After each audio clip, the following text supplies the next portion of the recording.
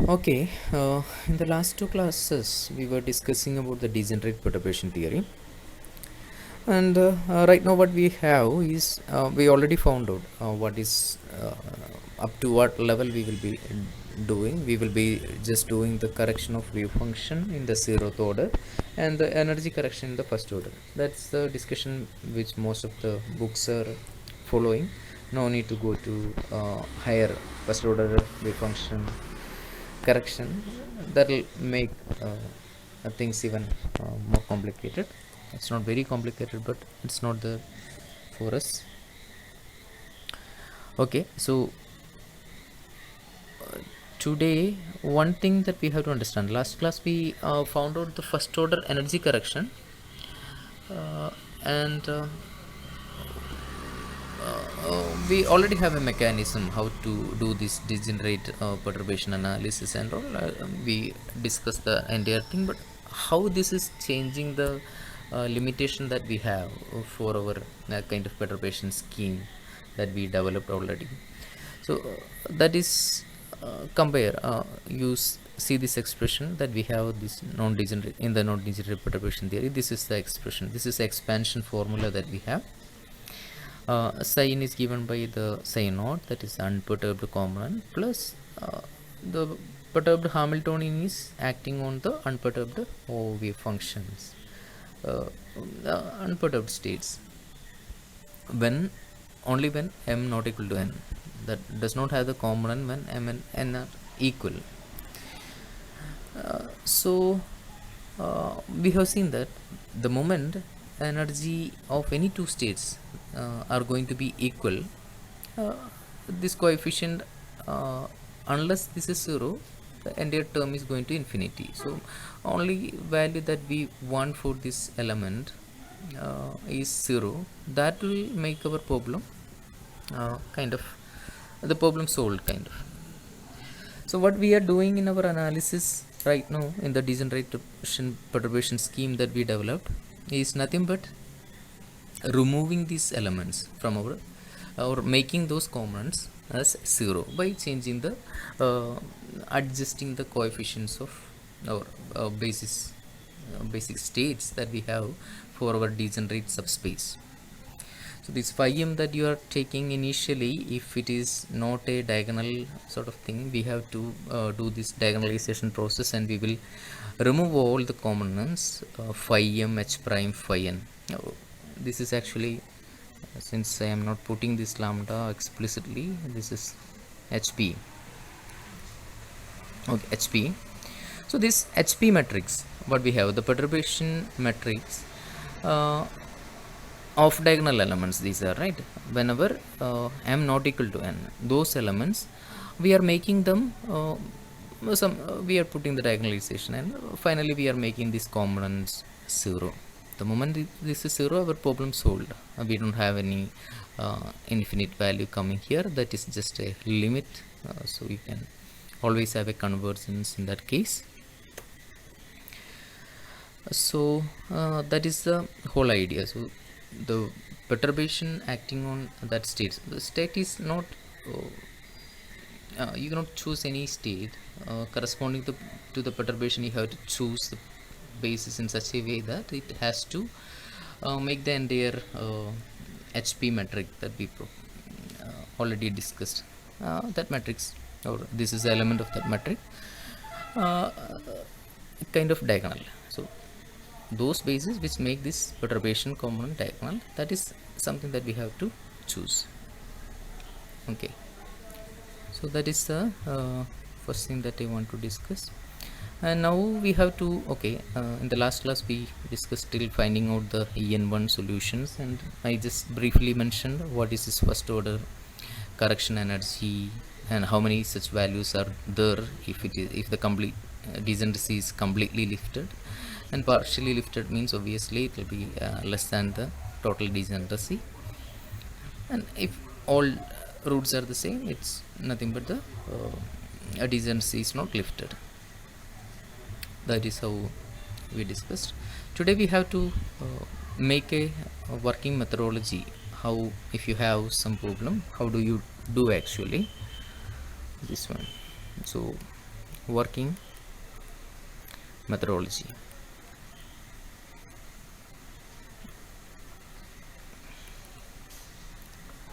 Okay, so I'll give you one uh, Hamiltonian component. This is known H naught, and I have a perturbation component, that is H prime, HP. Put the lambda together, then HP. And what I have to give you is the states. This is phi n, which is an orthonormalized state, and the state phi n, I am taking a particular one. This is degenerate by f order, so that is represented like this: phi and f. Now when you have a problem like this, the first thing that you have to identify to solve the problem is you identify how many the state is degenerate in what order. So you have to identify the degeneracy first. Identify the degeneracy. Identify the degeneracy. Identify the degeneracy and make the metric that we want to, the perturbation, and construct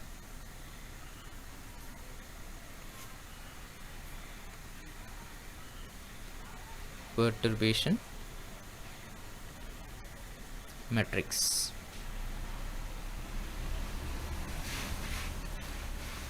Okay, so this is going to be like for an illustration purpose I am taking F as 3-fold degenerate system.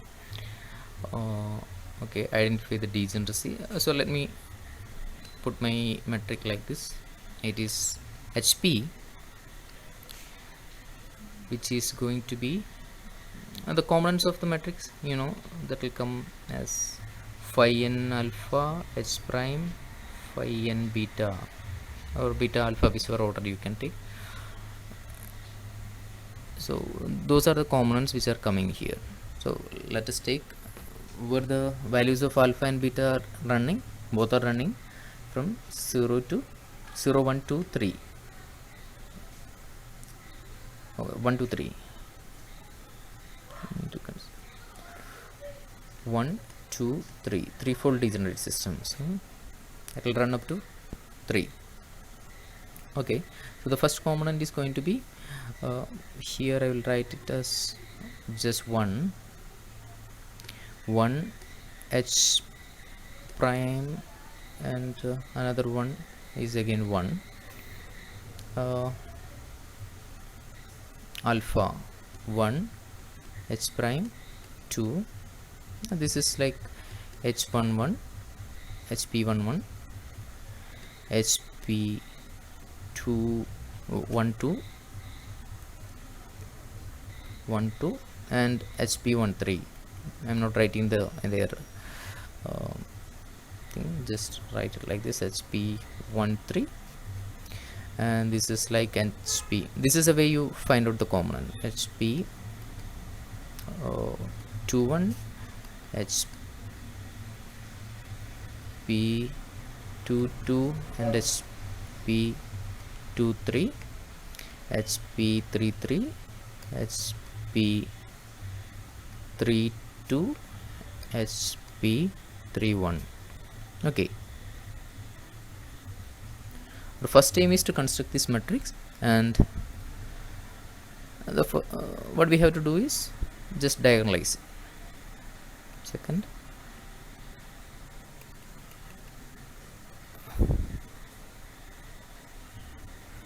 diagonalize the matrix HP. So after diagonalization, you will be having only the elements on this diagonal part, which is going to be equal to your En1. So that will give you the possible values of En1, 1, 2, 3. 3 values of En1 you will be getting. So it will give you en1. So en1 will be having 3 different value. I'll represent those values as en. Let me put it with the alpha coefficient here, alpha subscript 1. So there are 3 values corresponding to en. Okay, let me write the en value which are producing is en1, en2, en3. So these are the 3 energy ion values. And next what you will do is to find out the corresponding ion vectors. You can find out corresponding to each energy ion value what is the ion vector. So ion vector I represent it with A. Corresponding to this 1, I will put my ion vector as A alpha or A1. It is 1, alpha is 1. So A1 will be having, it's a matrix having number like A1 1, A1 2, A1 3, corresponding to different values of our degenerate basis A1F. Similarly here you will be having A2, which will be having the components A21, A22, etc. A2F. A3 will be having, and that will be having components like A31, A32, etc. A3F. Oh, this is up to 3. F is up to 3. There are 3 components only. Okay, just write it till 3. That's enough. These are the 3 ion vectors corresponding to the 3 ion value, and I can write it together like A alpha. That is the way we have written it. A alpha corresponds to 1, 2, 3 different values of energy, and that's the way we determine the A values, and that will solve our problem. Now we found out the energy ion values and the corresponding ion vectors, and okay, the final energy is going to be nothing but En is going to be En0 plus En1. Whatever correction is so here, since we have different values of A, correspondingly we have different values of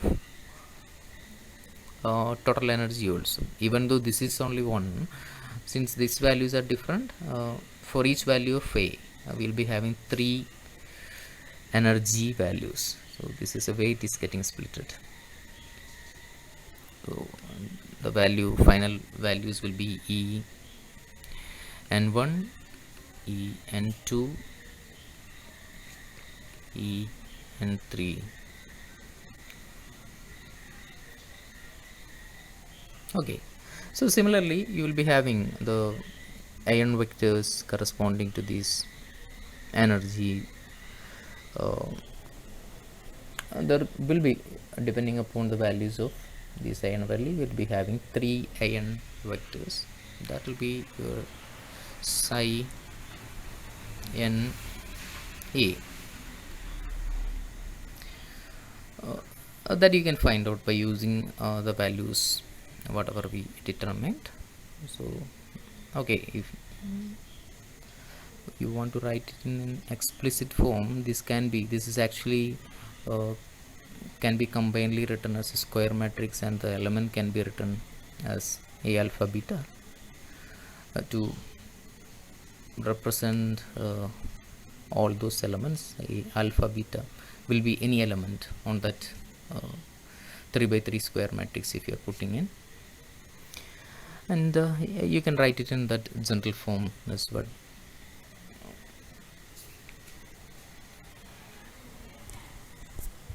I like the way it is shown in this D